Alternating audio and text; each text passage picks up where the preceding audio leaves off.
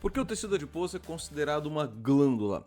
Bom, pessoal, a gente conhece, em geral, as glândulas clássicas, né? Como, por exemplo, a hipófise, a tireoide, a glândula suprarrenal, os ovários, o testículo.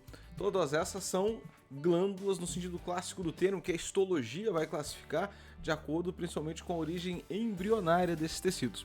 Mas na fisiologia, a classificação é um pouco mais flexível. Em essência, uma glândula é um tecido que produz uma substância secreta na circulação e essa substância age em tecidos periféricos distantes de onde ela foi produzida. E nesse sentido, vários órgãos acabam atuando como glândula. Hoje a gente entende o músculo esquelético como uma glândula, o coração como uma glândula, o nosso intestino funciona como uma glândula e o próprio tecido adiposo também funciona como uma glândula, porque ele secreta uma quantidade grande de substâncias, mais de 50 substâncias já foram identificadas, elas caem na circulação e têm efeitos periféricos distantes.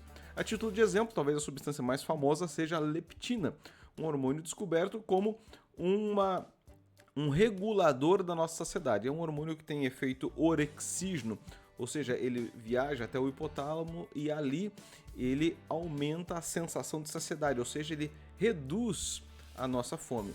Mas além da leptina, nós temos várias outras moléculas secretadas por esse tecido.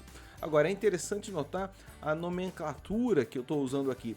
Tecido diz respeito ao conjunto de células que compõem o tecido adiposo. Então não é só o adipócito, que é a célula que armazena gordura.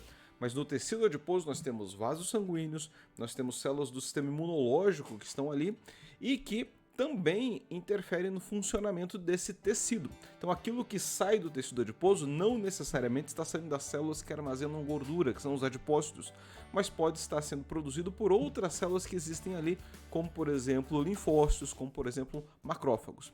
E o curioso é que esse conjunto de células muda também de acordo com a situação. Por exemplo, indivíduos obesos vão ter mais tecido adiposo, vão ter um quadro inflamatório estabelecido, vão ter, portanto, mais células do sistema imunológico ali instaladas e tudo que o tecido adiposo do obeso produz é uma mistura de substâncias que estão vindo de diferentes células que fazem parte desse tecido.